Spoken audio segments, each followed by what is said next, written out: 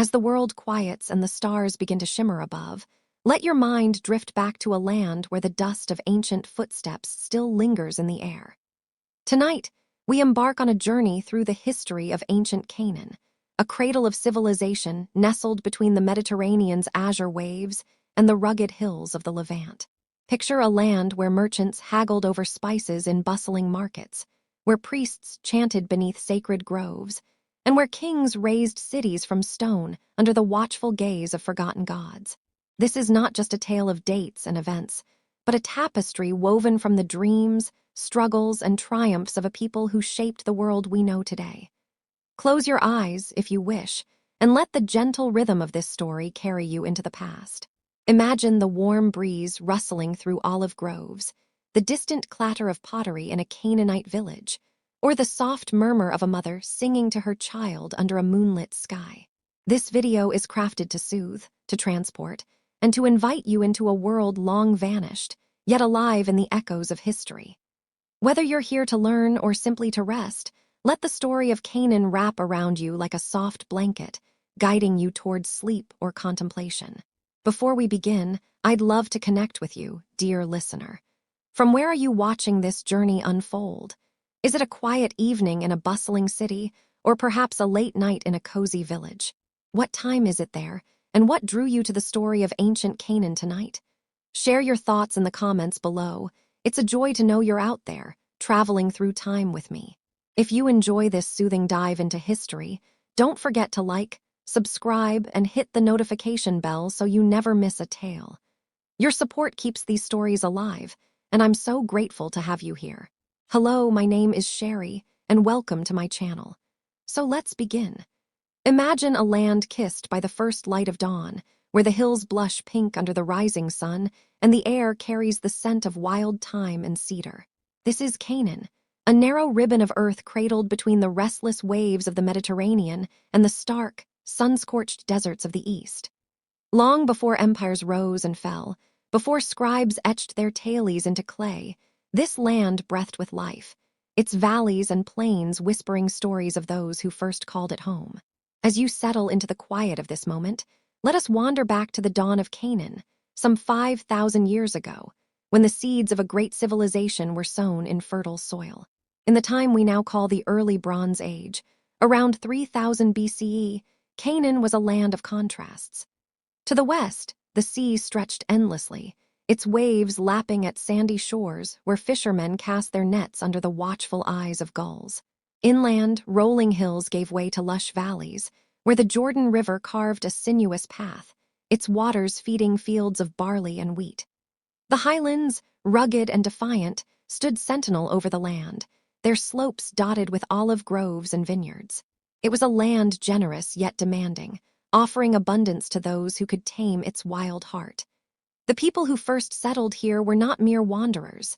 They were pioneers, drawn by the promise of a life rooted in the earth. These early Canaanites, whose names are lost to the winds, were a resilient folk. They built their homes from the stones of the hills, their walls rising in harmony with the landscape. In the cool shade of mud-brick houses, families gathered around hearths, sharing meals of flatbread and lentils, their laughter mingling with the crackle of fire. Their lives were tethered to the rhythms of the seasons, sowing in spring, harvesting in autumn, and praying for rain when the skies grew stubborn. They were farmers, herders, and artisans, their hands skilled in shaping clay into jars, weaving flax into cloth, and carving tools from flint. Each village was a world unto itself, yet connected by paths worn smooth by traders and travelers. Canaan's place in the world was unique, for it stood at the crossroads of ancient paths. To the south lay Egypt, its pyramids already rising against the horizon, a land of pharaohs and divine kings. To the north, the great cities of Mesopotamia flourished, their ziggurats piercing the sky. Canaan was the bridge between these giants, a corridor through which ideas, goods, and people flowed like the waters of the Jordan. Merchants from distant lands passed through, their donkeys laden with copper, tin, and precious lapis lazuli. With them came stories of gods and heroes, of floods and stars, that took root in Canaan's soil, blending with the beliefs of its people.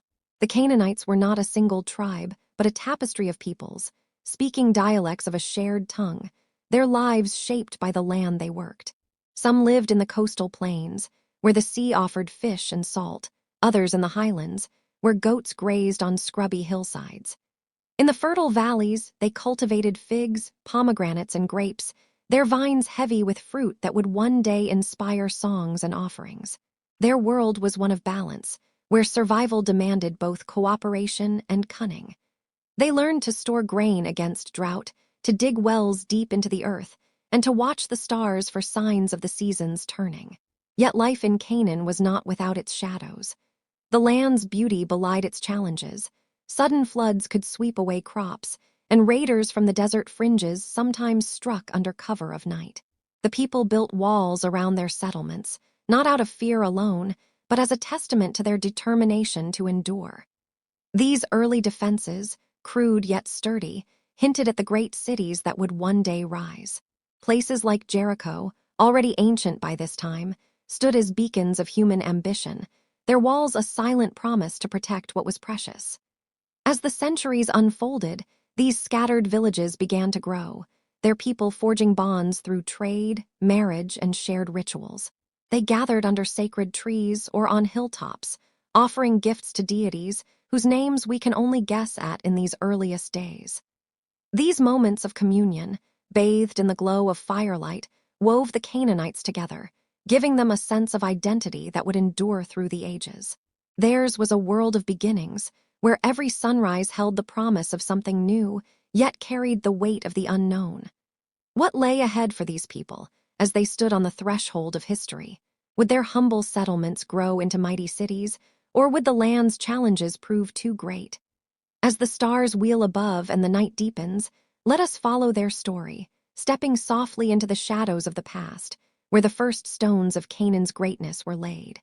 The sun rises slowly over the hills of Canaan, casting golden light across a land that hums with the quiet energy of growth. In the valleys and plains, where once only scattered villages stood, something new is stirring.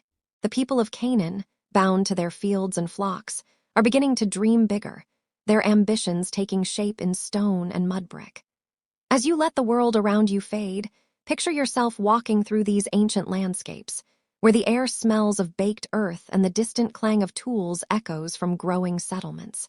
This is the story of Canaan's first cities, places like Jericho and Megiddo, where human ingenuity carved homes from the wilderness and laid the foundations for a civilization that would echo through time. By 2800 BCE, the Canaanites had learned to harness the land's gifts with a skill that bordered on artistry. The fertile crescent of the Jordan Valley, with its rich, dark soil, yielded harvests that could sustain more than just small clans. Surplus grain filled clay jars, stored in cool, shadowed rooms, ensuring survival through lean seasons. This abundance allowed some to turn their hands from plows to other crafts, pottery, weaving, and the shaping of tools from bronze, a metal that gleamed like the sun itself. Villages grew larger, their boundaries stretching as families built homes closer together, their lives entwined in ways that demanded new forms of order and cooperation. Jericho, one of the oldest settlements in the world, stood as a testament to this transformation.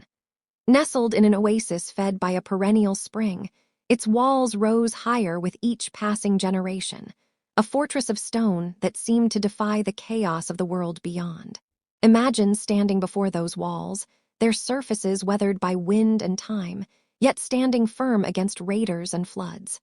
Within, the city buzzed with life. Narrow streets wound between houses, their flat roofs alive with the chatter of neighbors trading gossip or goods. Artisans shaped clay into vessels adorned with swirling patterns, while children played in courtyards, their laughter mingling with the bleating of goats. Further north, Megiddo emerged as another beacon of Canaanite ambition. Perched on a hill overlooking the Jezreel Valley, it commanded a strategic view of the trade routes that crisscrossed the land. Here, the Canaanites built with purpose, their city a maze of sturdy walls and gateways. The people of Megiddo were not just farmers but guardians of a vital crossroads, where caravans from Egypt and Mesopotamia paused to trade linen, spices, and stories. Picture the marketplace. Merchants haggling over baskets of dates, their voices rising above the clatter of donkey hooves, while scribes scratched tallies onto clay tablets, their work lit by the flicker of oil lamps. These cities were more than collections of buildings. They were living, breathing organisms, shaped by the hands and hearts of their people. In Jericho, wells were dug deep into the earth, their waters drawn up by ropes and pulleys, a marvel of engineering for a people who revered the life-giving power of water. In Megiddo, cisterns carved into bedrock stored rainwater, a hedge against drought. The Canaanites understood their land's moods, its generous springs and its merciless dry spells, and they built with a wisdom born of necessity. Their homes, often clustered around central courtyards, fostered a sense of community, where families shared meals of roasted lamb and flatbread, their bonds strengthened by the stories told under starlit skies. Yet, life in these early cities was not without its tensions. The walls that protected also divided, as rivalries between settlements flared over water rights or grazing lands. Leaders emerged, elders or chieftains whose authority rested on their ability to mediate disputes or rally warriors. These were not kings in the later sense, but men and women whose wisdom or courage earned them respect.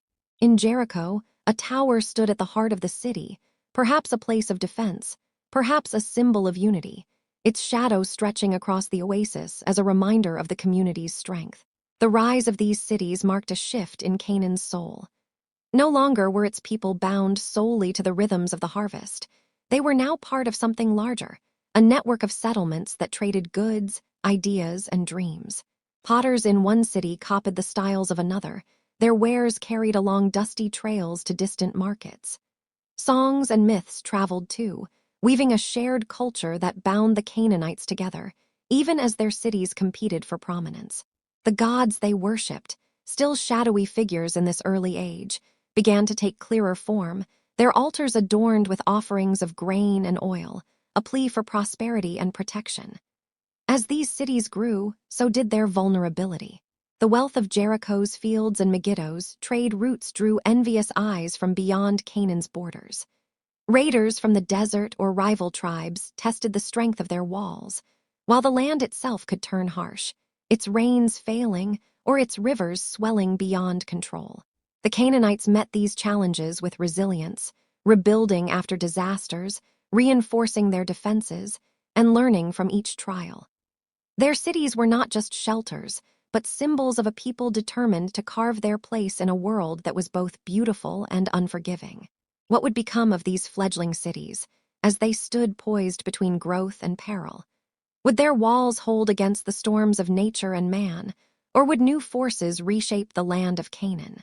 As the night deepens and the world grows still, let us follow the threads of this story, where the stones of ancient cities whisper of triumphs yet to come and dangers yet to be faced. As twilight falls over Canaan, the hills glow with the last embers of the sun, their slopes casting long shadows across the valleys below. In this quiet hour, when the world seems to hold its breath, the Canaanites turn their eyes to the heavens and the sacred places of the earth. Theirs is a land alive with divine presence, where every grove, spring, and hilltop hums with the power of gods who shape the rains, the harvests, and the fates of men. As you rest in the stillness of this moment, imagine yourself standing on a rocky outcrop, the air cool and scented with wild herbs, as the people of Canaan gather to honor their deities. This is the story of their gods, El, Baal, Asherah, and others, whose names echoed through the hills and whose worship bound a people to their land and to each other. In the Canaanite world, around 2500 BCE, the divine was not distant but woven into the fabric of daily life. The people saw their gods in the forces that shaped their existence. The storms that brought life-giving rain, the sun that ripened their crops, the stars that guided their way through the night. At the heart of their pantheon stood El, the father of gods, a figure of wisdom and authority whose name meant simply God. Picture him as the Canaanites did, enthroned in a celestial council, his voice like the rumble of distant thunder, presiding over a divine family as complex and vibrant as the mortal world below. El was the creator, the eternal one, whose presence lingered in the high places where altars of unhewn stone stood open to the sky. Beside El stood Baal, the storm god, fierce and vital, whose hammer shook the heavens and brought the rains that filled the rivers. The Canaanites revered Baal as the bringer of fertility, his lightning a spark that quickened the earth. In their rituals, they climbed hilltops to offer sacrifices, lambs or doves, their blood spilled on sacred stones, hoping to win his favor for a bountiful harvest. Imagine the scene. A priest, robed in linen, raises his arms to the roiling clouds, his chants rising above the wind as villagers stand in reverent silence, their hopes pinned on the storm god's mercy. Baal was not just a deity but a symbol of life's precarious balance, his moods as changeable as the weather itself. Then there was Asherah, the mother goddess, whose presence softened the harshness of the world. She was the lady of the sea, the nurturer of life, her image carved into wooden poles that stood beside altars or in sacred groves. The Canaanites saw her in the shade of ancient trees, where women gathered to pray for fertility, for safe childbirth, or for the health of their families. Asherah's worship, Nod, was gentle, her worship a quiet counterpoint to Baal's tempestuous power. In the flicker of firelight, her devotees wove garlands of flowers, their offerings a plea for her blessings on their homes and fields. These gods, and others like Anat and Mo, formed a divine tapestry that mirrored the complexities of Canaanite life. Their stories, told in songs and whispered in the glow of hearths, explained the mysteries of the world, the cycle of seasons, the sudden wrath of storms, the quiet beauty of a fruitful spring. In Ugarit, a coastal city that would soon rise to prominence, scribes would later record these myths in cuneiform, preserving tales of Baal's battles with the sea god Yam or his struggle against the death god Mo. But even in these early days, the stories lived in the voices of the people, passed down through generations as they gathered under the stars. Worship in Canaan was not confined to temples, but was scattered across the landscape. High places, hilltops touched by the wind, were sacred, their altars simple yet profound. Here, families brought offerings of oil, wine, and grain, their prayers rising with the smoke of burning cedar. Sacred groves, shaded by terebinth or oak, were places of communion, where the divine felt close enough to touch. Rituals were intimate, often led by local priests or family elders, their words a blend of reverence and familiarity, as if speaking to kin. These acts bound communities together, forging a shared identity rooted in the land and its gods. Yet the gods were not always benevolent. The Canaanites knew the world could be cruel. Droughts withered crops, storms destroyed homes, and their deities reflected this duality. Baal's rains could save or flood. Asherah's blessings could falter if her rituals were neglected. To appease them, the people offered not just sacrifices but their devotion, weaving the divine into their laws, their art, and their daily lives. Potters shaped figurines of Asherah, their hands steady with reverence. Poets sang of Baal's triumphs, their words a shield against fear. The gods were not distant rulers, but companions in the struggle to survive in a land both bountiful and unforgiving. This spiritual life shaped Canaanite society in profound ways. Leaders sought the gods' guidance in decisions of war or trade, their authority bolstered by divine approval. Families marked births, marriages, and deaths with rituals that honored the pantheon, ensuring the gods' favor followed them through life's milestones. Even the layout of cities like Jericho began to reflect this sacred order, with altars and shrines nestled among homes, a reminder that the divine was never far. The Canaanites' faith gave them resilience, a way to make sense of a world where fortune could shift like the wind. But as the cities grew and trade brought new voices to Canaan's shores, whispers of foreign gods began to drift inland. Merchants from Egypt spoke of Ra and Osiris. Travelers from Mesopotamia told of Ishtar and Marduk. How would the Canaanites' faith endure in the face of these new ideas? And what would happen when the gods of the hills met the gods of distant lands?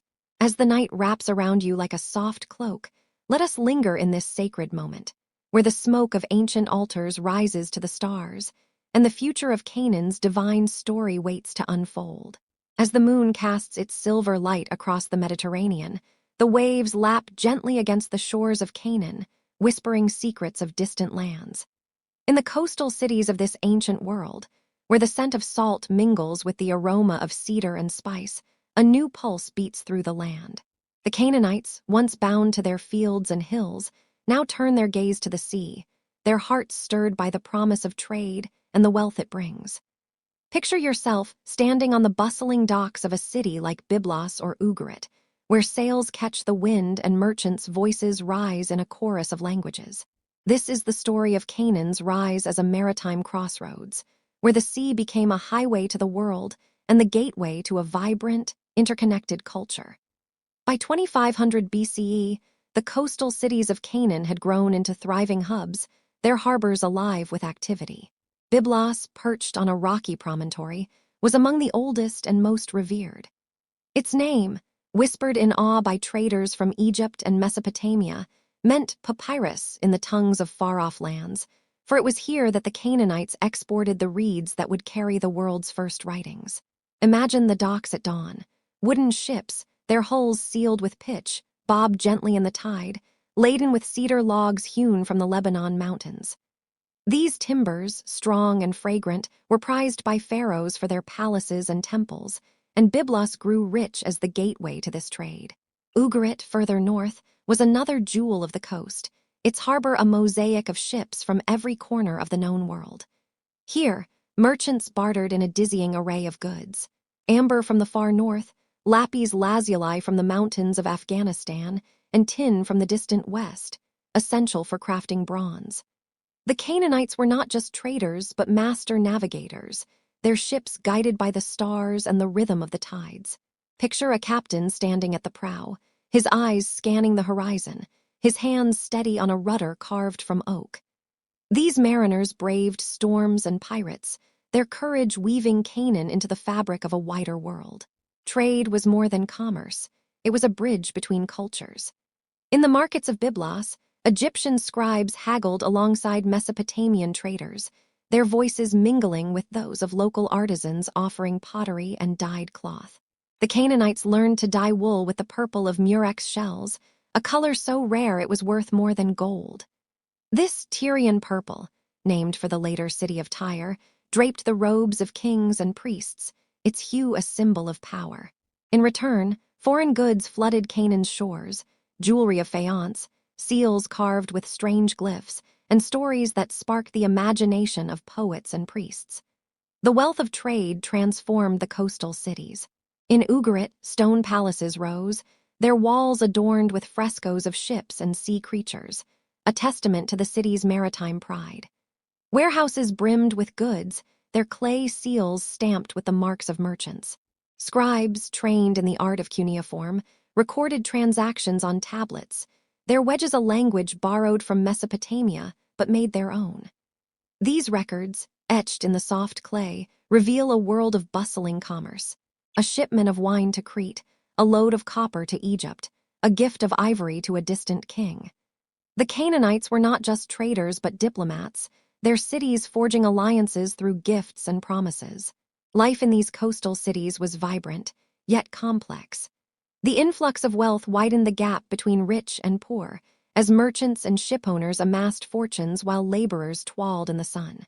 Yet the sea also united them, for every ship that sailed required the hands of many, carpenters to build hulls, weavers to craft sails, and fishermen to feed the crews. Festivals celebrating the sea gods, perhaps early forms of Yam or Asherah, drew communities together, their songs rising above the crash of waves. In Byblos, a temple to the Lady of Byblos stood near the harbor, its altars fragrant with incense, a reminder that the gods blessed those who ventured beyond the shore. The sea brought challenges as well as riches. Storms could shatter ships, leaving families to mourn lost sons and brothers. Pirates, lurking in hidden coves, preyed on unwary vessels, their raids a constant threat.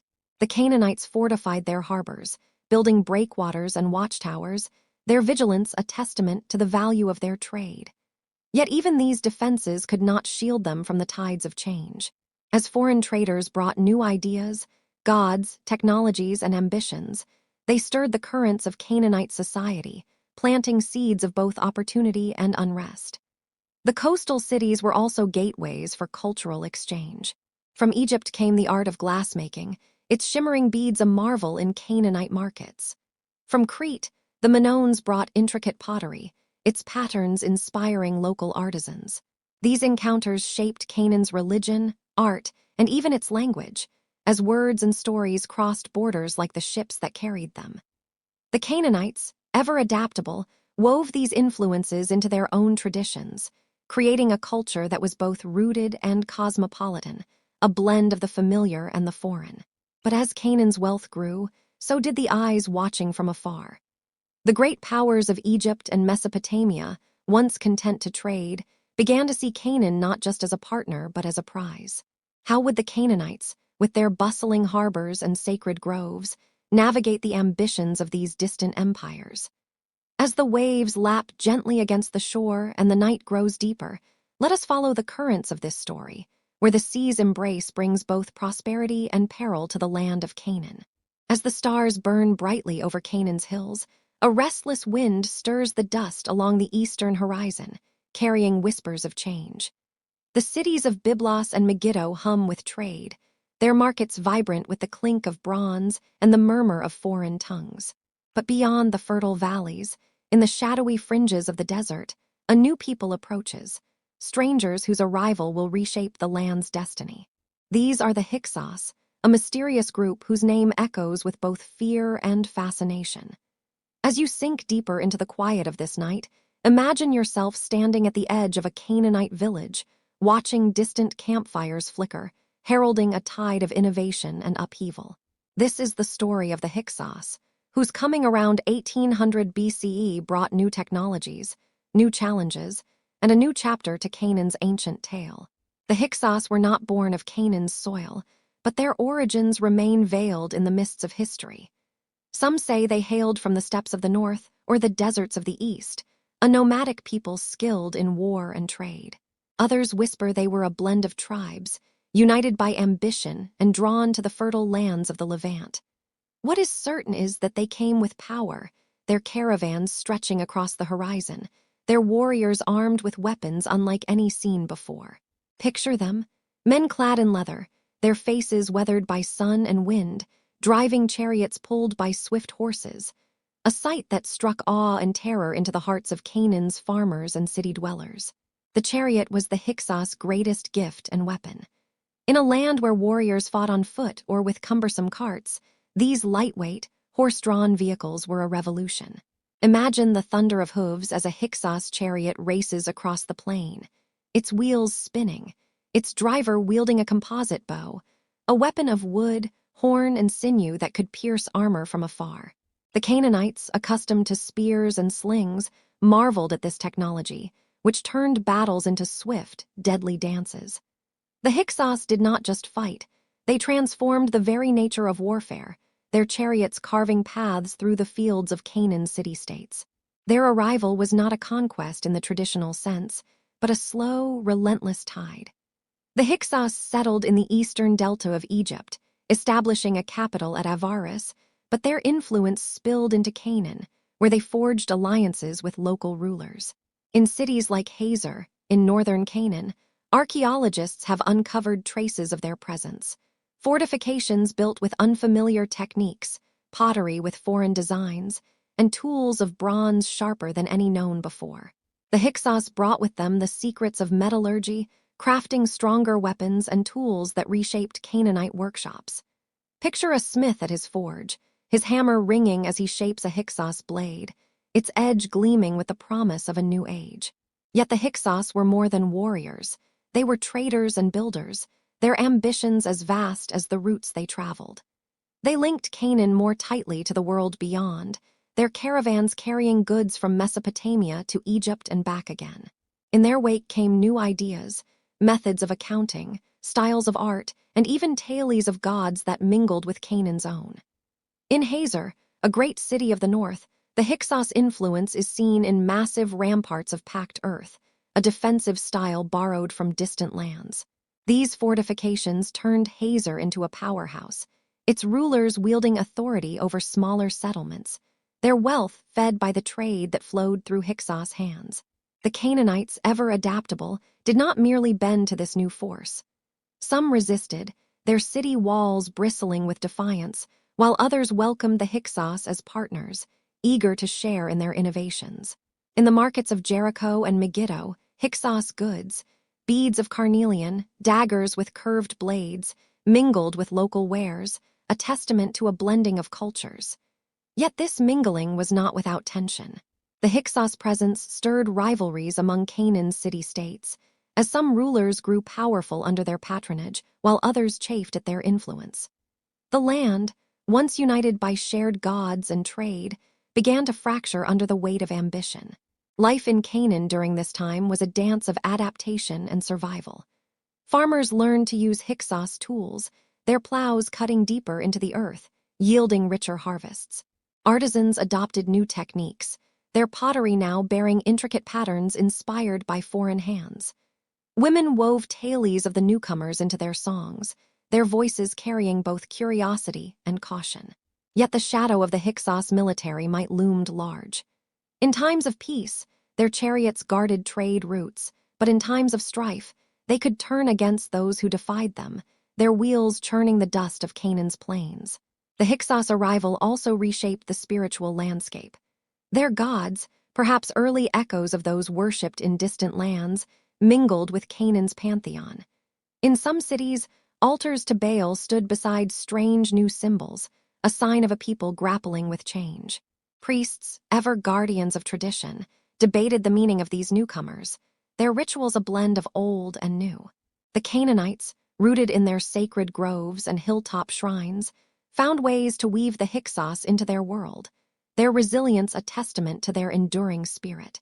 But as the Hyksos tightened their grip on Canaan's trade and politics, a greater shadow loomed to the south. Egypt, stirring from its own internal struggles, began to eye the Hyksos and their Canaanite allies with suspicion. How would the people of Canaan navigate this rising tension, caught between the innovations of the Hyksos and the ambitions of a resurgent empire? As the night wraps you in its gentle embrace, let us linger in this moment of transformation, where the hoofbeats of Hyksos chariots echo across the land, heralding a future both bright and uncertain. As the night deepens over Canaan, the stars seem to burn with a quiet intensity, their light falling on a land caught in the pull of great powers. The cities of Hazor and Byblos thrive, their markets alive with the clamor of trade and the echoes of Hyksos chariots. Yet to the south, a mighty force stirs, its gaze fixed on the fertile plains and bustling ports of Canaan. This is Egypt, the land of the Nile, where pharaohs dream of empire and their shadows stretch ever northward. As you let the world around you fade, imagine standing on a hill overlooking the Jordan Valley, where the air carries the faint scent of papyrus and ambition. This is the story of Canaan under the Egyptian shadow, a time of delicate alliances, tribute, and the dawn of a new era around 1700 BCE. The Hyksos, with their chariots and bronze, had woven themselves into Canaan's fabric, their influence strengthening cities like Hazor. But their rise had not gone unnoticed. In Egypt, the Hyksos had seized control of the northern delta, ruling from their stronghold at Avaris. To the Canaanites, this was both opportunity and threat. The Hyksos kings, calling themselves pharaohs, saw Canaan as a vital link in their domain, a corridor for trade and a buffer against rivals. Yet in the south of Egypt, native rulers in Thebes burned with resentment, plotting to expel the foreign usurpers and reclaim their land. Canaan, caught between these forces, became a chessboard where power was both courted and contested. By the 16th century BCE, the tides began to turn. The Theban pharaohs, led by warriors like Ahmose, drove the Hyksos from Egypt, their armies sweeping north like a flood. For Canaan, this was a moment of reckoning. The cities that had allied with the Hyksos now faced the wrath of a resurgent Egypt, its armies hardened by years of war. Picture the scene in a city like Megiddo, watchtowers manned by anxious sentinels, their eyes scanning the horizon for the glint of Egyptian spears. Messengers hurried along trade routes, carrying pleas for aid or promises of loyalty, as local rulers weighed their options in a world suddenly grown perilous. Egypt's influence over Canaan was not always born of conquest. The pharaohs, wise in the ways of power, preferred diplomacy when swords were not needed. In the Amarna period, centuries later, letters etched on clay tablets, known as the Amarna letters, reveal the delicate dance between Egypt and Canaan's city-states. Rulers of cities like Jerusalem and Shechem wrote to pharaohs like Akhenaten, their words dripping with flattery, offering tribute in exchange for protection. Gold, olive oil, and precious woods flowed south, while Egyptian soldiers and officials arrived to ensure loyalty. Imagine a Canaanite king, his hall lit by flickering lamps, penning a letter to the distant pharaoh, his words a careful blend of submission and pride. Life under the Egyptian shadow was a balancing act. In coastal cities like Byblos, trade with Egypt flourished, as ships carried cedar and purple-dyed cloth to the Nile's markets. Egyptian artisans left their mark, scarabs of faience, statues of gods like Hathor, found in Canaanite homes and tombs. Yet this prosperity came at a cost. Taxes weighed heavily on the people, and Egyptian garrisons, stationed in key cities, were a constant reminder of foreign oversight. Farmers toiled to fill granaries for tribute, their harvests shipped to Egypt's storehouses, while artisans crafted goods to please distant lords. The Canaanites adapted, as they always had, but whispers of resentment stirred in the taverns and fields. The Egyptian presence also reshaped Canaan's culture. Temples to Egyptian gods, like Amun and Ptah, appeared alongside those of Baal and Asherah, their altars a symbol of the new order. In some cities, local priests adopted Egyptian rituals, blending them with their own, their chants a fusion of Nile and Canaanite cadences. Scribes learned hieroglyphs alongside cuneiform, their tablets recording not just trade but the will of pharaohs. Yet the Canaanites clung to their identity, their stories of El and Baal told in secret, their sacred groves a refuge from foreign eyes. This blending of cultures was both a strength and a tension, as the people navigated a world where loyalty was a currency as valuable as gold. The rulers of Canaan's city-states walked a tightrope. Some, like the kings of Hazor, grew powerful under Egyptian patronage, their cities fortified with walls and wealth. Others, in smaller towns, chafed at the demands of tribute, their defiance whispered in council halls. The Amarna letters tell of petty rivalries, as city kings accused each other of disloyalty to Egypt, hoping to curry favor or settle old scores. Imagine a prince in Jericho, his heart torn between pride in his city's ancient walls and the need to bow to a distant pharaoh. These tensions simmered, threatening to boil over into rebellion or betrayal. For the common people, life continued under the weight of these changes. Markets still bustled, children still played in the dust, and families gathered to share meals of bread and wine.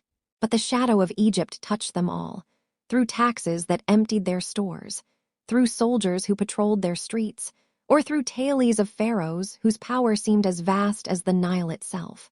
The Canaanites, resilient as ever, found ways to thrive, their artisans crafting amulets that blended Egyptian and local symbols, their poets weaving tales of gods who could withstand any empire. Yet, as Egypt's grip tightened, new currents stirred beyond Canaan's borders. The great powers of the north, Mitanni and later the Hittites, cast their own eyes on the land, their ambitions a challenge to Egypt's dominance. How would Canaan's people, caught in the crosswinds of empires, preserve their way of life? As the night enfolds you and the stars keep their silent watch, let us linger in this moment of uneasy balance, where the shadow of Egypt looms large and the future of Canaan hangs like a question whispered on the wind. As the night settles over Canaan, a soft glow flickers from the coastal city of Ugarit, where lamplight spills from stone palaces and the sea whispers secrets to the shore. Here, in this bustling hub of trade and culture, the Canaanites are weaving a legacy that will outlast their walls and echo through the ages. The air is thick with the scent of cedar and ink, as scribes etch words onto clay, capturing the soul of a people. As you drift in the quiet embrace of this moment, imagine yourself wandering Ugarit's narrow streets, where merchants, poets, and priests craft a world of stories and song. This is the story of the Ugaritic legacy, a golden age around 1400 BCE, when a single city gave voice to Canaan's heart and left treasures for the future to uncover. Ugarit, perched on the northern coast, was more than a city. It was a beacon of Canaanite civilization. Its harbor welcomed ships from Crete, Egypt, and Mesopotamia, their cargoes of wine, ivory, and bronze filling warehouses that lined the waterfront. Picture the docks at dusk. Sailors unloading amphorae, their laughter mingling with the creak of ropes, while scribes tallied goods on tablets, their styli dancing across soft clay. Ugarit's wealth came not just from trade, but from its ability to bridge worlds, blending the ideas of distant lands with the traditions of Canaan. Its people were cosmopolitan yet rooted, their lives a tapestry of local pride and global ambition. At the heart of Ugarit's legacy lies its written word, a gift that has outlived empires. The Canaanites of Ugarit developed an alphabet, one of the earliest in the world, its simple signs a revolution in recording thought. Unlike the complex cuneiform of Mesopotamia or Egypt's hieroglyphs, this script was elegant in its simplicity, its characters carved into clay or stone with a clarity that even farmers could learn. Imagine a scribe in a lamplit room, his hands steady as he presses wedges into a tablet, recording a poem or a contract. These texts, found millennia later in the ruins of Ugarit, offer a window into a vibrant world, their words as vivid as the day they were written. The Ugaritic texts are a treasure trove, revealing the myths that shaped Canaanite hearts. In one tale, Baal, the storm god, battles Yam, the chaotic sea, his hammer flashing like lightning as he asserts his dominion. Another tells of Anat, fierce and radiant, wading through battle to defend her brother Baal. These stories, sung by poets in palace halls or whispered by mothers to their children, were more than entertainment. They were a map of the Canaanite soul, explaining the world's beauty and terror.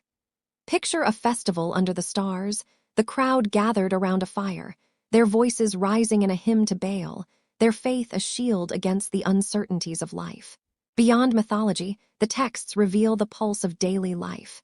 Letters between kings speak of alliances and betrayals, their words a delicate dance of diplomacy. Lists of goods, barley, oil, wool, paint a picture of a thriving economy, while hymns and prayers show a people devoted to their gods. In Ugarit's temples, priests offered wine and incense to El, Baal, and Asherah, their rituals a blend of reverence and artistry. The city's artisans carved reliefs of these deities, their figures striding across stone, while potters shaped vessels adorned with waves and stars, each piece a reflection of Ugarit's connection to the sea and sky. Ugarit's palaces were marvels, their walls painted with scenes of ships and gardens, their halls echoing with music and debate. The king, advised by a council of nobles, governed a city that balanced wealth with order. Women, too, held influence, queens and priestesses whose names appear in texts, their roles vital to the city's spiritual and social life. Imagine a queen in a flowing robe, her fingers adorned with rings of gold, offering counsel as ships prepare to sail. Ugarit's society was complex, its people bound by laws and customs that ensured harmony amid diversity. Yet, this golden age was not without shadows. Ugarit's wealth drew envious eyes, and its position at the crossroads of empires made it a prize for ambitious powers. The Amarna letters from this era show Ugarit's kings navigating tensions with Egypt and the rising Hittite Empire to the north. They sent tribute, gold, cedar, slaves, to keep peace, their letters laced with flattery and fear. Within the city, rivalries simmered, as merchants and nobles vied for influence, their ambitions threatening the delicate balance that sustained Ugarit's glory. The people of Ugarit lived with a quiet resilience, their lives shaped by the rhythms of trade, worship, and community. Markets bustled with the scents of spices and fresh bread, while children played in courtyards, their laughter a counterpoint to the scribe's steady work. Families gathered in homes of stone and plaster, sharing meals of fish and lentils, their stories weaving the myths of Baal into the fabric of their days. The city's walls, fortified against raiders, stood as a testament to their determination to protect this vibrant world. As Ugarit's star rose, its legacy began to ripple beyond its walls. Its alphabet would inspire scripts across the Mediterranean, seeding the written traditions of Greece and beyond. Its myths, carried by traders and poets, would echo in the stories of later peoples, their gods finding new names in new lands. But as the city flourished, the tides of history were shifting. The great powers of Egypt and the Hittites, and whispers of new peoples from the sea, cast long shadows over Canaan's coast. What would become of Ugarit, this jewel of the Canaanites, as the world around it grew restless. As the night wraps you in its gentle stillness, let us linger in this moment of brilliance, where the words of Ugarit's scribes shine like stars, and the future waits with bated breath. As dawn breaks over the hills of Canaan, the light catches the glint of bronze spears and the dust raised by marching feet. The cities of Ugarit and Hazor stand proud, their wealth and wisdom a beacon in a turbulent world, but the air hums with the tension of a land poised for conflict. The Canaanites, once farmers and traders, now rally behind leaders whose courage and cunning shape the fate of their people. These are the warrior kings, men who wield both sword and scepter, their names carved in the annals of a land caught between ambition and survival. As you settle into the stillness of this night, picture yourself standing atop a city's ramparts, the wind carrying the distant sound of war drums. This is the story of Canaan's warrior kings, around 1400 BCE, whose battles and dreams forged a legacy in stone and blood. In this era, Canaan was a patchwork of city-states, each ruled by a king or chieftain whose authority rested on strength and loyalty. Cities like Hazor, Megiddo, and Jerusalem were not just homes but fortresses, their walls thickened by the lessons of past raids. These kings were not distant rulers, but men of the people, their lives entwined with the farmers, artisans, and priests they led. Picture a king in Hazor, his cloak adorned with purple thread, standing in a hall of cedar and stone, his advisors gathered around a map of clay, plotting the defense of their lands. His voice, steady yet fierce, rallies warriors to protect the city's grain stores and sacred shrines. The warrior kings were shaped by the land's challenges. Canaan's position as a crossroads made it a prize for empires, Egypt to the south, the Hittites to the north, and the Mitanni to the east. The Amarna letters, etched in this time, reveal a world of fragile alliances and simmering rivalries. Kings like Abdi-Heba of Jerusalem wrote to Pharaoh Akhenaten, pleading for aid against rivals or invaders, their words a mix of deference and desperation. These rulers were not just warriors but diplomats, navigating a web of promises and threats to keep their cities free. Imagine a messenger riding through the night, his horse's hooves pounding the earth, carrying a tablet that could mean peace or war. Warfare in Canaan was fierce and personal. The Hyksos had left their mark, their chariots now adopted by Canaanite kings, who thundered across the plains in vehicles adorned with bronze. Warriors, armed with spears, bows, and sickle-shaped swords, trained in the shadow of city walls, their drills a rhythm of discipline and survival. Battles were often fought in open fields, like the Jezreel Valley near Megiddo, where armies clashed under the watchful eyes of gods. Picture the scene: dust rising in clouds, the clash of metal, and the cries of men as a king leads his troops, his chariot at the forefront, his banner a symbol of defiance. Yet these kings were more than warriors, they were builders of legacy. In Hazor, the largest city of Canaan, a king oversaw the construction of massive palaces and temples, their stones quarried from the hills. Archaeologists have uncovered courtyards and storerooms filled with jars of oil and wine, a testament to the wealth that funded these endeavors. In Megiddo, a king ordered the digging of a tunnel to secure water during sieges, its depths a marvel of engineering. These projects were not just practical but sacred, a way to honor the gods and ensure the city's endurance. Imagine workers toiling under the sun, their hammers ringing as they carve a legacy for their king and their people. The kings also fostered unity through ritual. Temples to Baal and Asherah stood at the heart of their cities, where the rulers offered sacrifices to win divine favor. Festivals drew crowds to celebrate victories or harvests, their music and dance a balm for a people living in the shadow of war. A king might stand before his people, his hands raised in prayer, his voice calling on El to bless the land with rain or peace. These moments bound the Canaanites together, their shared faith a shield against the chaos of a fractious world. But the life of a warrior king was fraught with peril. Rivalries between city-states flared, as kings vied for control of trade routes or fertile lands. A ruler in Shechem might raid a neighbor's fields, only to face retaliation from a coalition of rivals. The Amarna letters tell of such betrayals, with kings accusing each other of treachery or begging Egypt for support. Beyond their borders, the great empires loomed. Egypt's pharaohs demanded tribute, their armies a constant threat, while the Hittites and Mitanni sent envoys with promises or ultimatums. A king's misstep could bring ruin, his city reduced to ash by a vengeful foe.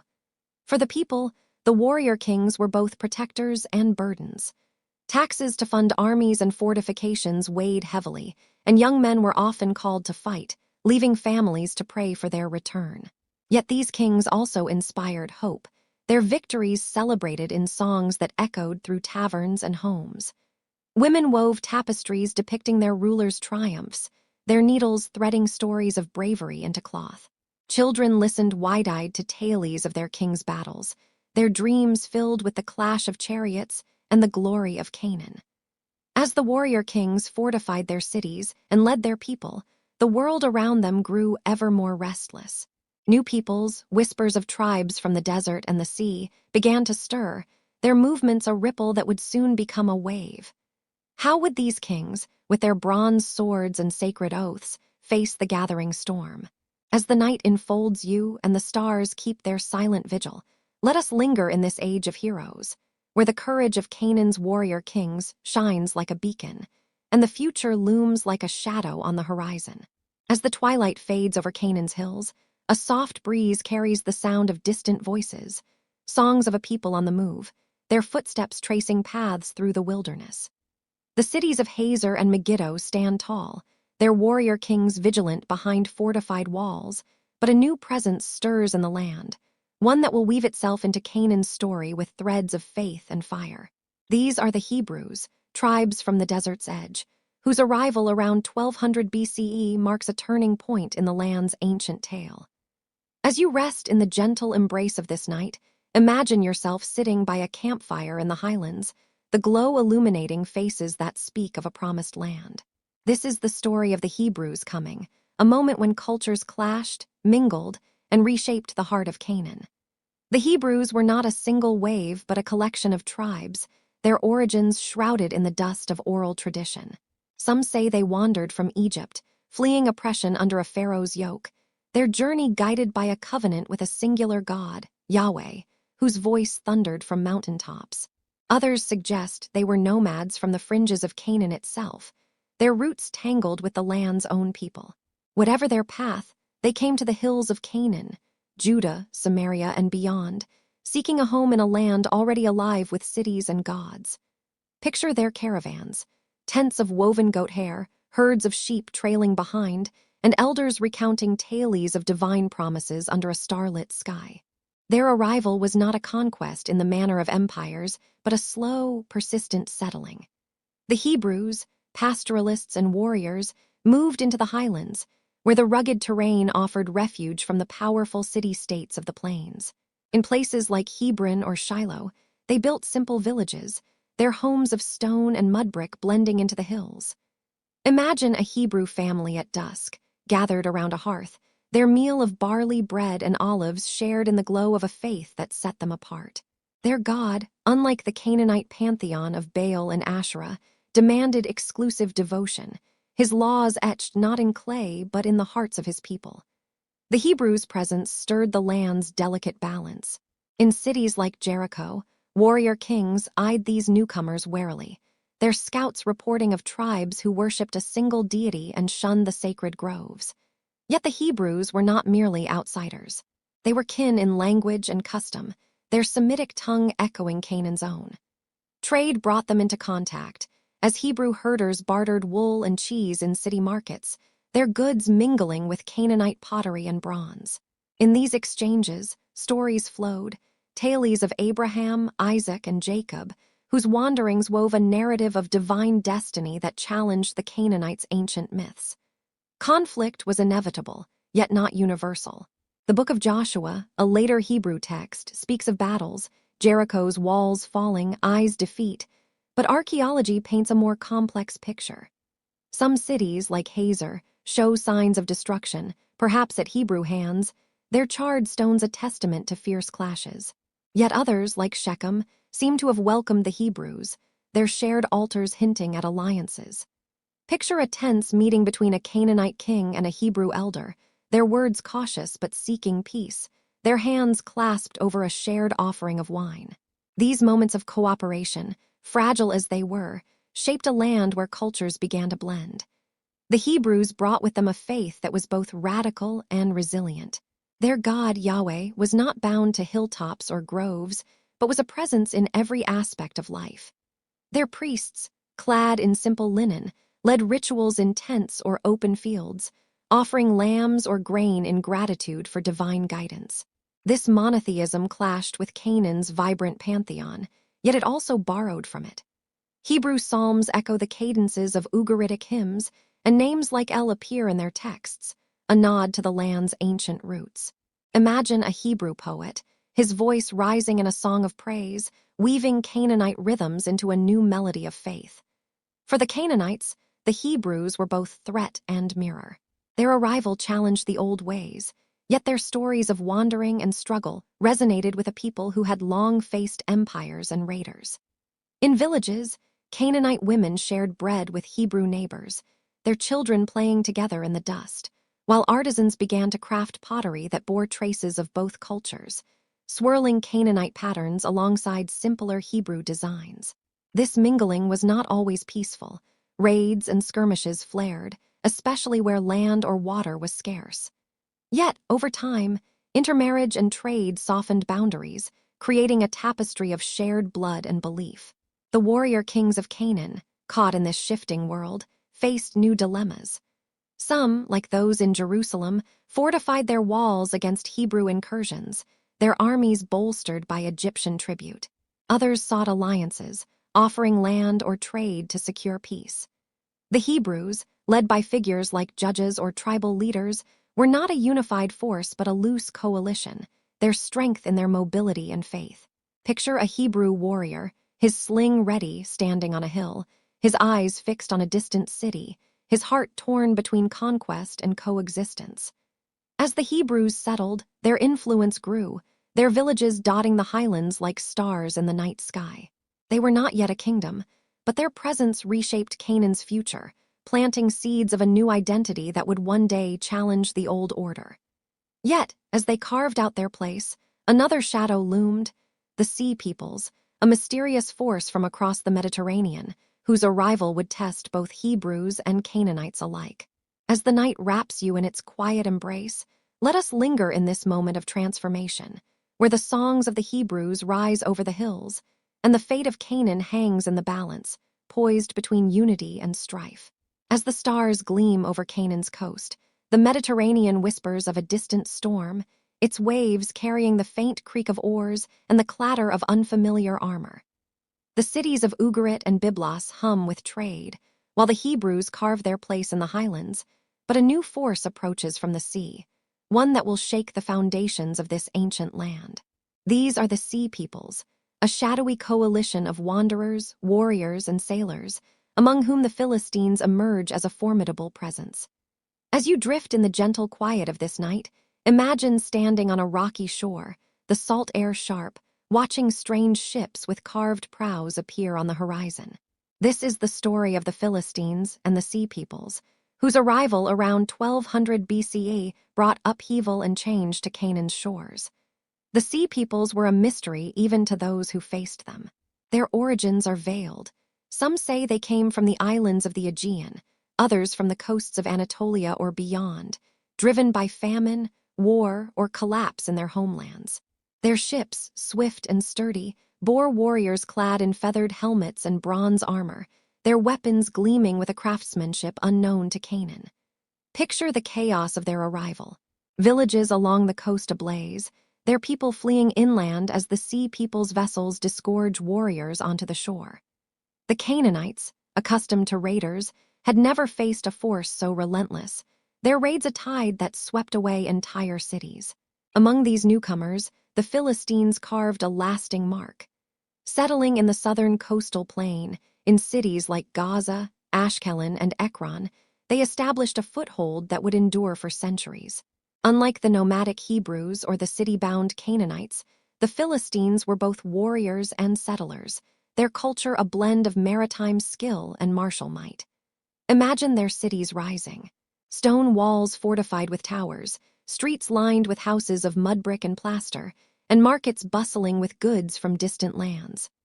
Their pottery, adorned with swirling red and black patterns, echoed styles from Crete or Mycenae, hinting at their far-flung origins. The Philistines brought with them technologies that reshaped Canaan's landscape.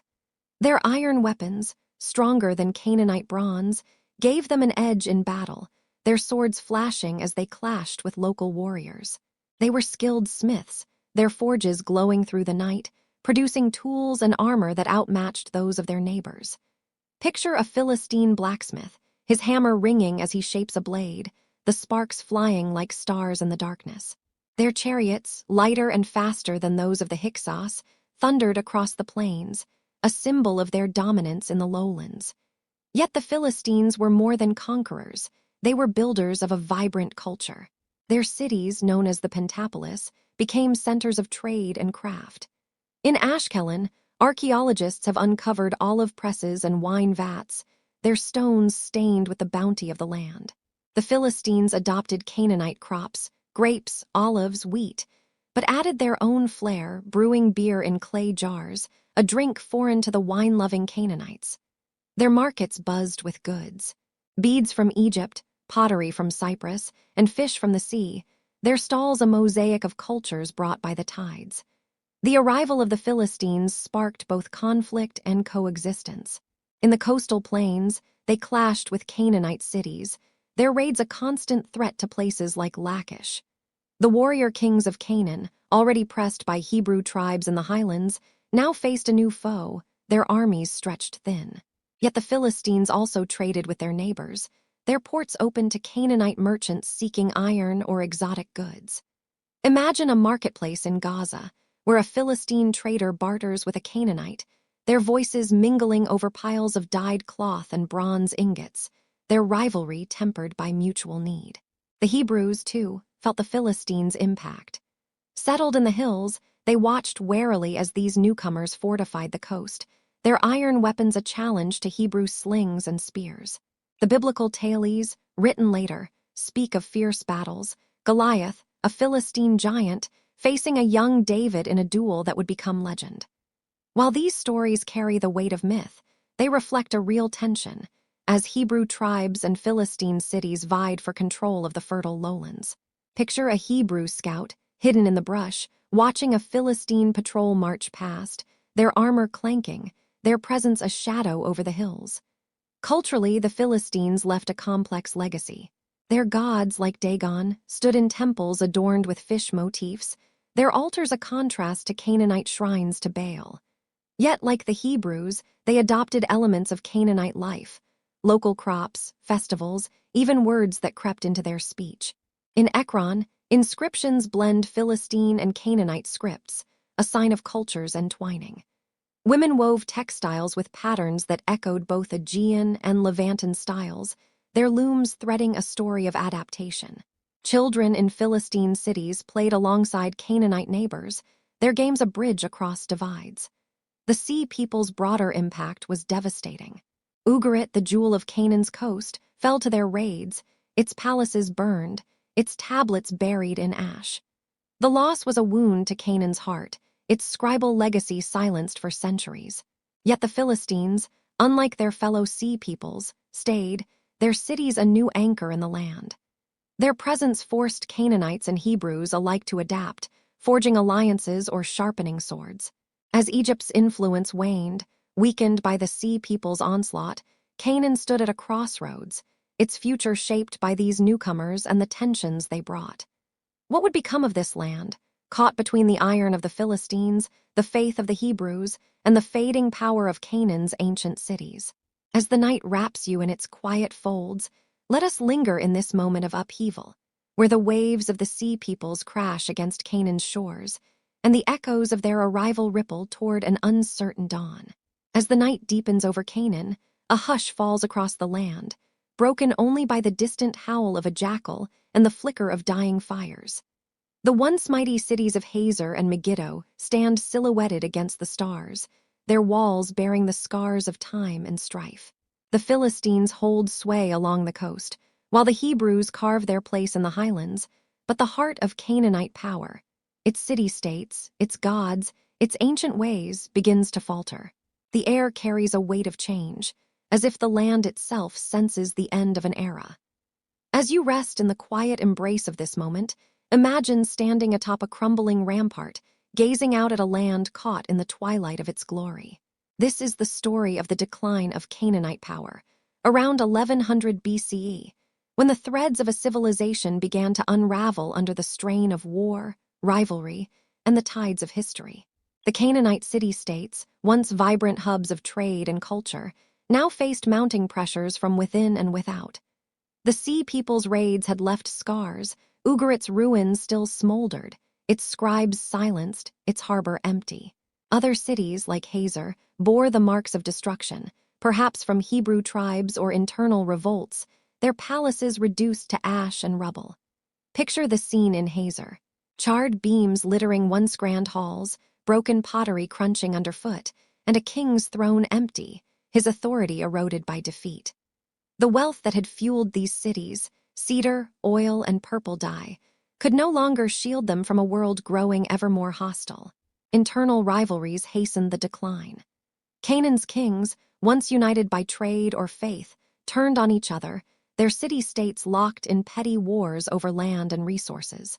In the Amarna letters, we glimpse their desperation, as rulers like Abdi-Heba of Jerusalem begged Egypt for aid against neighbors or rebels. But Egypt, weakened by its own struggles and the Sea People's onslaught, could offer little help. Imagine a Canaanite king, his council chamber tense, his advisors whispering of betrayal as rival cities hoard grain or block trade routes. These divisions fractured the land, leaving it vulnerable to those who watched from the shadows. The Hebrews, now firmly rooted in the highlands, pressed their advantage. Their judges, leaders like Deborah or Gideon, rallied tribes to challenge Canaanite strongholds. The biblical accounts, though colored by later hands, speak of victories at places like Megiddo, where Canaanite chariots faltered against guerrilla tactics. Archaeology tells a subtler tale. Some cities fell gradually, their populations blending with the Hebrews, their altars to Baal repurposed for Yahweh. Picture a village in the hills, where Canaanite and Hebrew families share a well, their children swapping stories, yet their elders eye each other with suspicion, unsure if peace will hold. The Philistines, too, tighten their grip on the coastal plains. Their iron weapons and fortified cities, Gaza, Ashkelon, Ekron, gave them dominance over trade routes, choking the flow of goods to inland Canaanite cities. Merchants in Byblos, once flush with Egyptian gold, now struggled as Philistine ports siphoned their wealth. The Philistines' culture, vibrant and distinct, overshadowed Canaan's fading traditions. Imagine a Canaanite trader in Ashkelon, his wares ignored as Philistine pottery, with its bold Aegean designs, draws the crowd. The balance of power had shifted, and the Canaanites, once masters of the coast, were now guests in their own land. Yet the decline was not just a matter of war or trade. The Canaanite spirit, rooted in its gods and groves, began to waver. The rise of Hebrew monotheism challenged the old pantheon, as altars to El and Asherah were abandoned or destroyed. In some villages, priests of Baal clung to their rituals, their chants rising defiantly, but fewer came to offer sacrifices. The sacred groves, once alive with worship, grew silent, their trees felled for timber or left to wither. Picture a lone priestess anglicized text. Priestess, her hands trembling as she pours oil on a forgotten altar, her prayers unanswered as the world around her changes. Economic strains added to the woes. Droughts, common in Canaan's fickle climate, withered crops, leaving granaries empty. Farmers, once the backbone of the city-states, abandoned their fields for the hills, joining Hebrew tribes or seeking work in Philistine cities. Artisans, their workshops quiet, turned to simpler trades, their intricate crafts replaced by the utilitarian wares of newcomers. The markets, once bustling with voices from across the sea, grew sparse, their stalls half empty, their merchants weary of taxes and raids. The Canaanites, resilient for centuries, found their way of life slipping through their fingers like sand. Yet, even in decline, the Canaanites left their mark. Their language, their stories, Their tools shaped the Hebrews and Philistines who now claimed the land. In Shechem, a Canaanite shrine became a Hebrew sanctuary, its stones bearing the weight of both faiths. In Philistine Ekron, inscriptions mixed Canaanite and foreign scripts, a testament to a shared heritage. Families still gathered at hearths, their meals of bread and lentils unchanged, their songs carrying echoes of Baal's thunder or Asherah's grace, even as new names rose in their prayers. The decline was not the end but a transformation. Canaanite blood and traditions flowed into the veins of the Hebrews and Philistines, their legacy preserved in the rhythms of daily life. Yet, as the city-states weakened, a greater storm gathered in the north. The Assyrians, with their vast armies and insatiable ambition, cast their eyes on Canaan's fractured lands. How would the Canaanites, their power fading like the light of a setting sun, face this new threat? As the night wraps you in its gentle stillness, let us linger in this twilight moment, where the echoes of Canaan's glory fade, and the shadow of empire looms ever closer. As the stars burn softly over Canaan's rugged hills, a new rhythm stirs the land, a pulse of unity rising from the scattered tribes and fading city-states. The Canaanite cities, once proud with their warrior kings and sacred groves, now lie diminished, their power eroded by raids, rivalries, and the tides of newcomers. In their place, the Hebrews, once wanderers of the highlands, begin to forge a new destiny, their faith in a single God binding them into something greater. As you rest in the quiet of this night, imagine standing on a hill overlooking the Jordan Valley, where campfires flicker and voices sing of a promised future. This is the story of the rise of Israel and Judah, around 1000 BCE, when a people transformed Canaan's heart into kingdoms that would echo through time. The Hebrews, long a loose coalition of tribes, began to coalesce under the weight of shared challenges. The Philistines, with their iron swords and coastal strongholds, pressed hard against the highlands, their raids a constant threat to Hebrew villages. Canaanite cities, weakened but still proud, clung to their independence, while whispers of distant empires, Assyria, stirring in the north, added urgency to the need for unity. From this crucible emerged leaders, not just judges but kings, whose vision would shape the land. Picture a gathering of elders in a tented camp, their faces lit by firelight, debating the future as a young warrior steps forward, anointed to lead.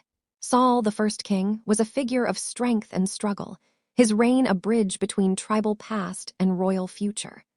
Crowned in the hills of Benjamin, he rallied the tribes against the Philistines, his spear raised in defiance at battles like Michmash. Imagine the clash. Hebrew warriors, armed with slings and bronze, charging down slopes against Philistine chariots, their cries to Yahweh mingling with the dust of battle. Saul's rule was not a golden age but a foundation, his victories and failures forging a sense of nationhood among a people long divided. From Saul's shadow rose David, a shepherd turned king, whose name would become legend. In Hebron, a city steeped in Canaanite roots, David was anointed king of Judah, the southern tribes. His charisma and cunning united the fractious Hebrews, his conquests expanding their reach. Jerusalem, a small Canaanite stronghold, fell to his warriors, its walls becoming the heart of a new kingdom.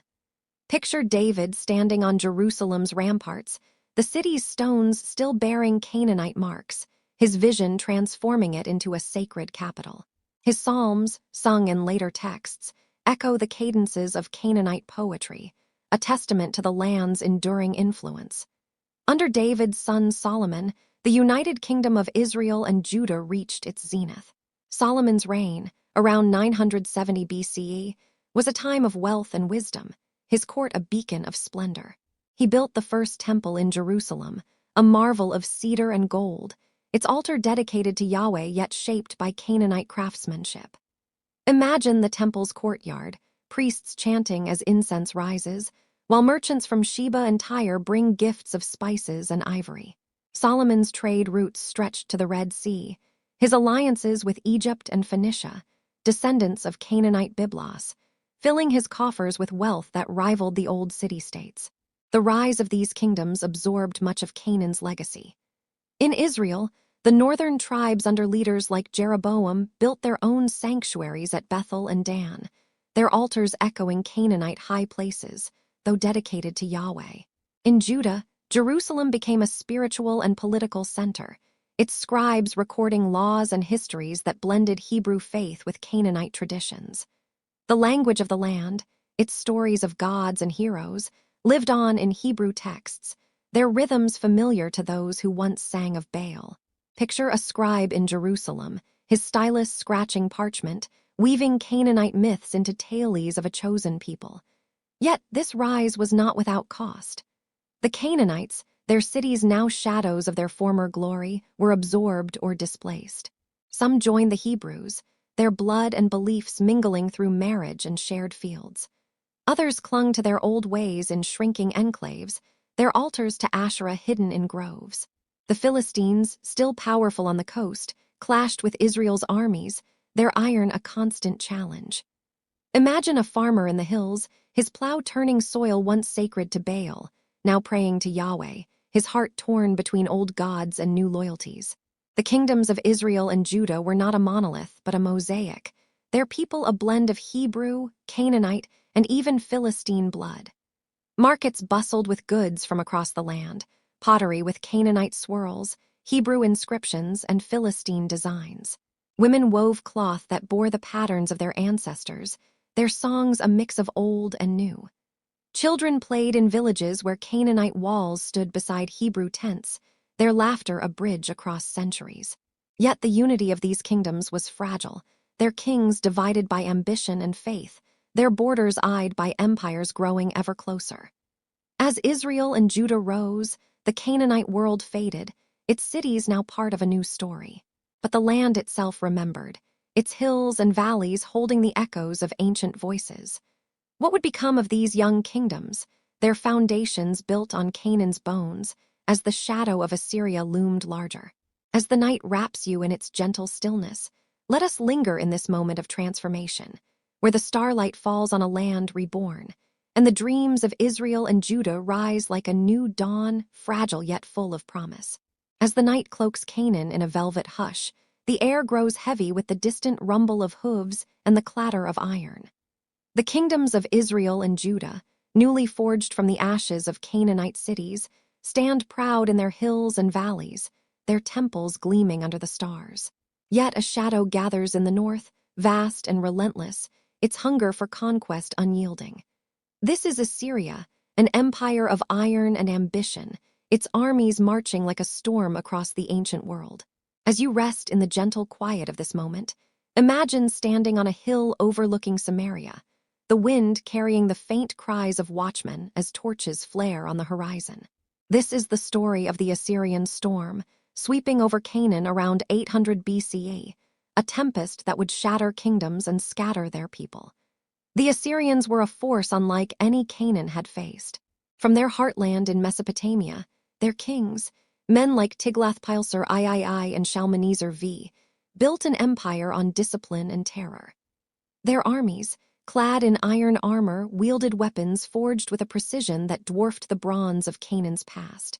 Picture their approach: chariots thundering across the plains, infantry marching in lockstep, their banners bearing the winged son of their god Asher. The Assyrians did not merely conquer. They reshaped the world, their scribes recording victories on clay tablets, their engineers building siege engines that could topple the mightiest walls. Israel, the northern kingdom, felt the storm's full wrath first. By 732 BCE, Tiglath-Pileser III swept into the land, his armies laying siege to cities like Megiddo, once a Canaanite stronghold, now a Hebrew fortress. The biblical accounts and Assyrian annals tell of cities falling, their walls breached by battering rams, their people led away in chains. Imagine Samaria, Israel's capital, its streets choked with dust and fear as Assyrian soldiers stormed the gates. King Hoshea, desperate to save his kingdom, sent tribute, gold, silver, oil, but it was not enough. In 722 BCE, Samaria fell, its people exiled to distant lands, their voices lost in the winds of Mesopotamia. The Assyrians' strategy was ruthless. They practiced mass deportation, uprooting entire communities to break their spirit and prevent rebellion. Families from Israel were marched to Assyria or scattered across its empire, their places taken by strangers from conquered lands. Picture a Hebrew family, their belongings bundled on their backs, trudging along dusty roads, their children clutching their hands, their prayers to Yahweh a faint whisper against the clank of chains. The 10 lost tribes of Israel, as later Thales would call them, vanished into the empire's vastness, their Canaanite roots severed forever. Judah, the southern kingdom, fared better but not unscathed. King Hezekiah, ruling from Jerusalem, fortified his city, its walls thickened and its water secured by a tunnel carved through rock, a marvel still visible today. He defied Assyria, refusing tribute, his faith in Yahweh a shield against despair. In 701 BCE, Sennacherib, Assyria's king, marched on Judah, his armies razing cities like Lachish, where reliefs in his palace depict burning towers and fleeing people.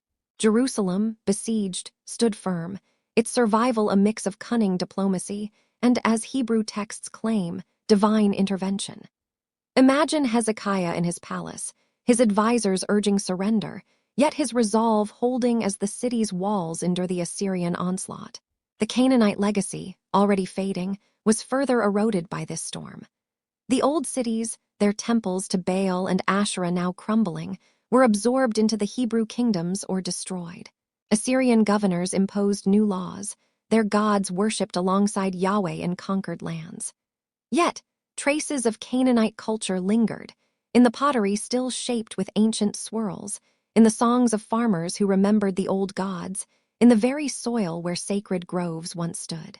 Picture a Judahite woman, weaving cloth in a village, her patterns echoing Canaanite designs, her heart torn between new faith and old memories. For the people, life under Assyrian shadow was a trial. Taxes drained their stores, and garrisons patrolled their roads, a constant reminder of subjugation. Farmers toiled to feed the empire, their harvests shipped to Nineveh, while artisans crafted goods under Assyrian oversight. Yet in quiet moments, families gathered in homes of stone, sharing bread and wine, their stories of resistance whispered in the glow of oil lamps. Children listened to tales of David's victories, their dreams a spark of hope in a darkened land. The Assyrian storm reshaped Canaan's soul. Israel's fall left Judah as the last bastion of Hebrew independence, its scribes recording their history to preserve their identity. These texts, blending Canaanite and Hebrew traditions, would later form the core of the Bible, a testament to a people's endurance. The Philistines, too, bent under Assyrian rule, their coastal cities paying tribute to avoid destruction. The land, once a crossroads of cultures, became a province of empire, its diversity subdued but not erased. Yet, even as Assyria's iron grip tightened, a new power stirred in the east, Babylon, its ambitions rising like a gathering cloud. How would Judah, the last remnant of Canaan's legacy, face this new threat, and what would become of the land's ancient spirit?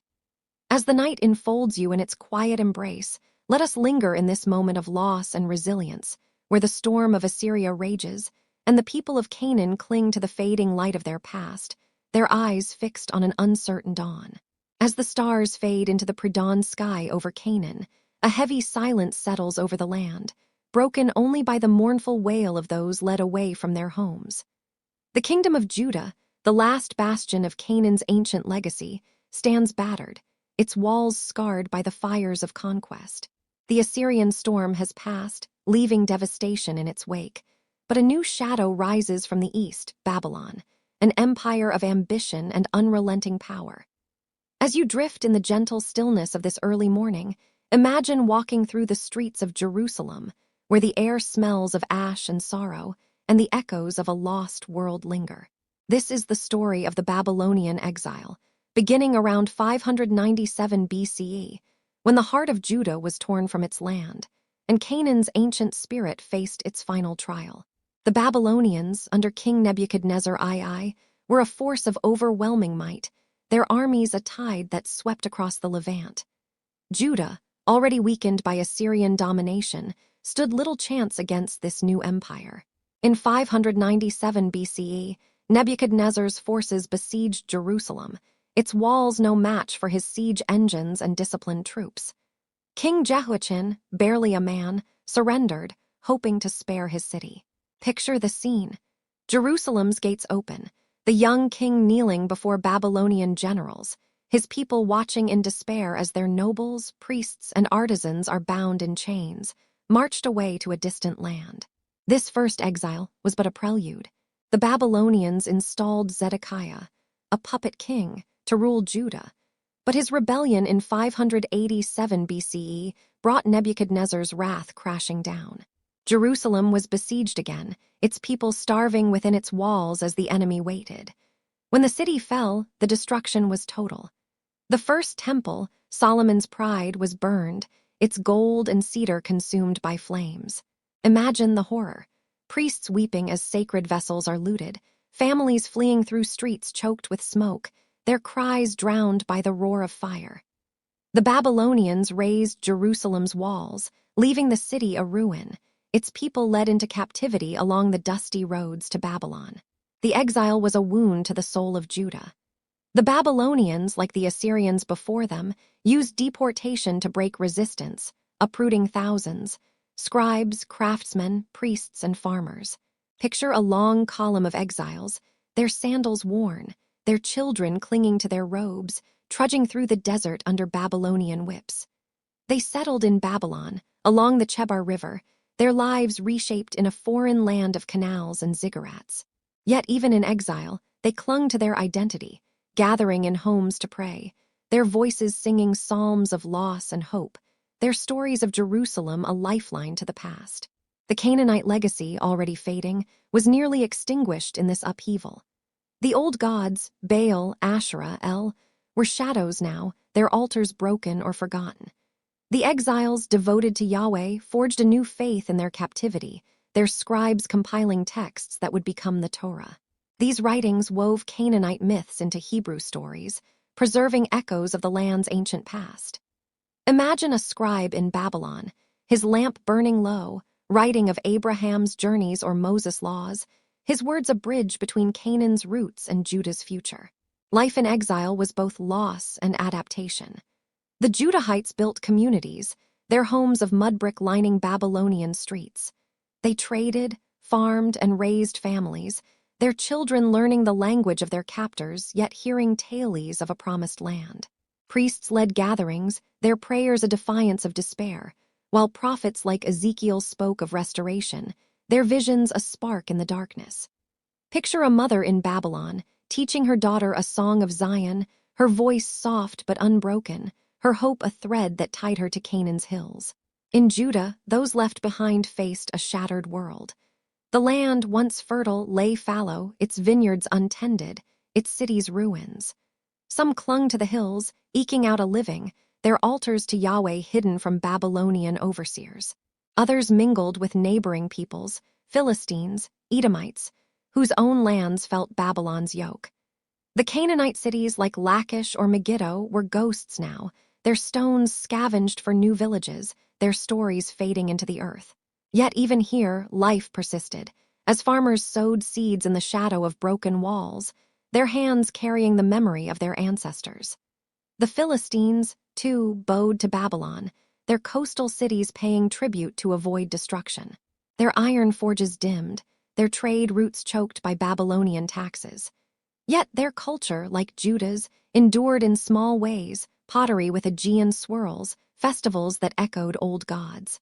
The land of Canaan, now a province of empire, was a patchwork of survivors, their lives a blend of Hebrew, Philistine, and fading Canaanite blood. Picture a marketplace in Gaza, where a Judahite trader barters with a Philistine, their goods a mix of old and new, their words a shared lament for a lost world. The exile marked the end of Canaan as a distinct power, its city-states and gods subsumed into the stories of Israel and Judah. Yet, its legacy lived on in the Hebrew scriptures, in the olive groves that still bore fruit, in the songs that carried the land's ancient heart. As the exiles dreamed of return, a new hope flickered, a promise of restoration whispered in Babylon's shadows. What would become of these people, torn from their land, yet bound to it by memory and faith? As the early morning wraps you in its quiet embrace, let us linger in this moment of loss and longing. where the ashes of Jerusalem smolder, and the hope of Canaan's children burns like a distant star. As the first light of dawn brushes the hills of Canaan, the land lies quiet, its ancient cities now ruins or reborn under new names. The kingdoms of Israel and Judah have fallen, their people scattered by the Babylonian storm, yet the spirit of this land endures, woven into the fabric of time. The Canaanites, with their gods, their cities, and their stories, have faded into the shadows, but their legacy pulses in the heart of the Levant, carried forward by those who walked their paths. As you rest in the gentle embrace of this early morning, imagine standing on a hill overlooking the Jordan Valley, where the wind whispers of a past that refuses to be forgotten.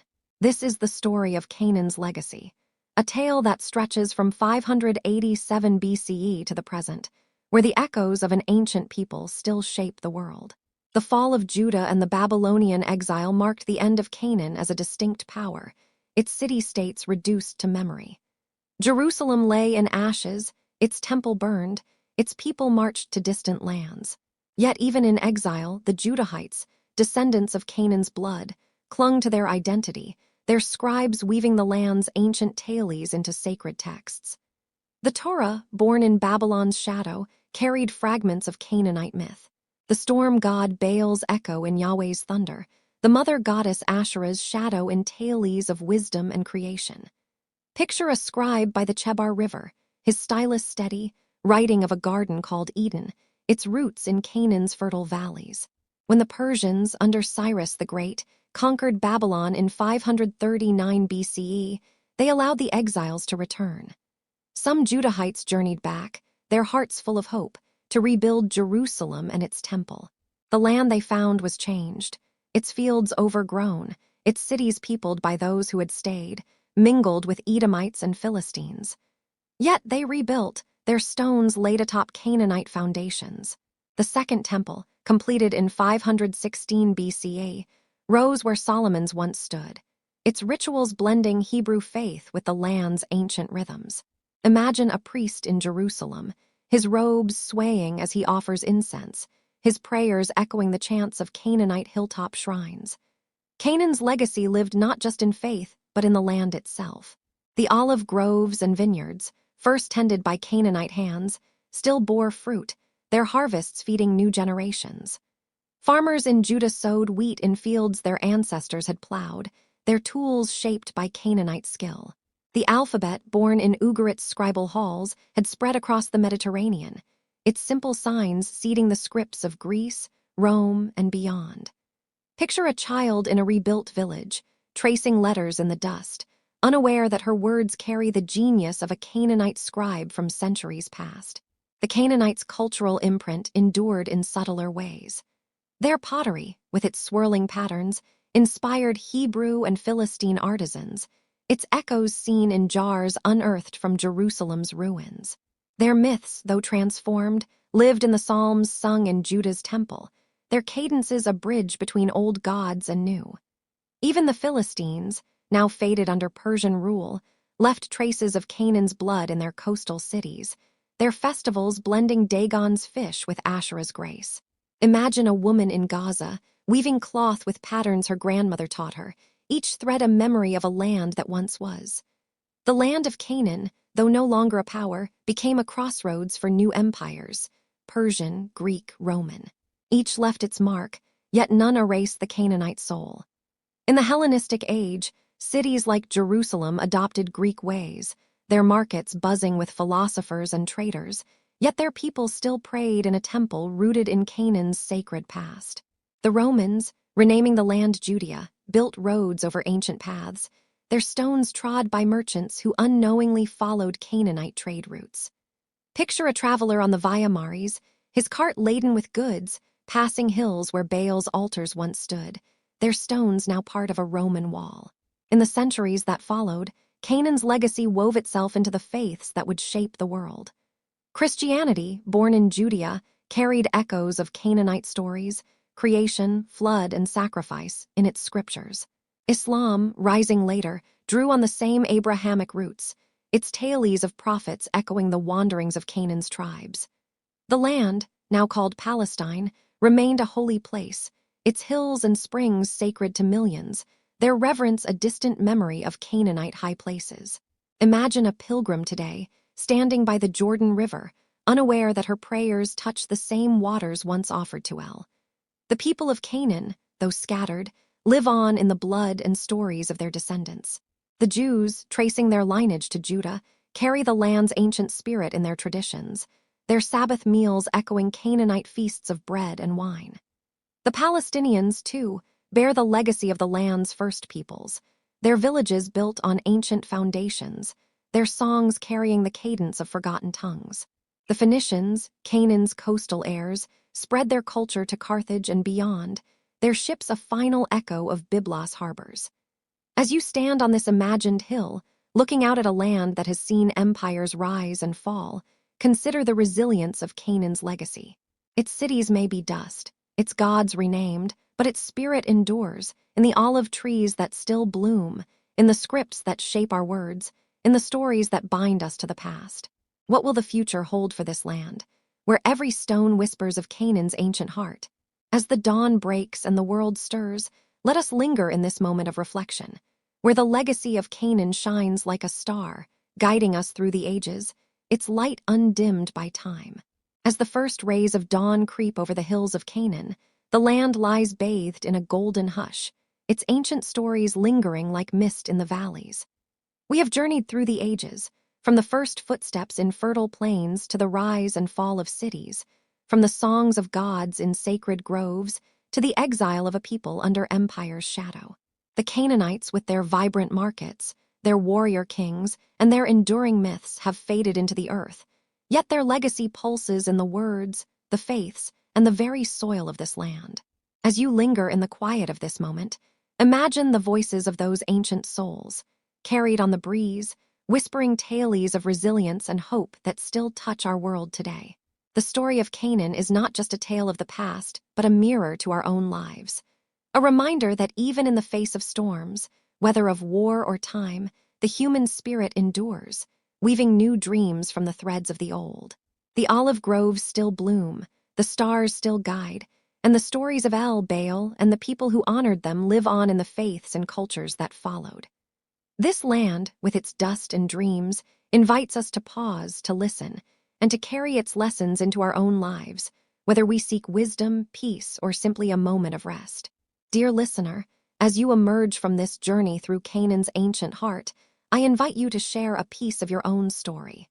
From where have you traveled to join me in this tale? Is it a quiet morning in a bustling city, or perhaps a late night under a starry sky? What time is it there, and what drew you to the history of this ancient land? Drop a comment below. I'd love to hear your thoughts and connect with you across the miles and hours. If this story has soothed or inspired you, please give it a like, subscribe to the channel, and tap the notification bell to never miss another journey into the past. Your support keeps these tales alive, and I'm so grateful to have you with me. Thank you for wandering with me through the hills and cities of Canaan. Until our next adventure, may your dreams be filled with the echoes of ancient voices, and may you find peace in the stories that bind us all. Good night and sleep well.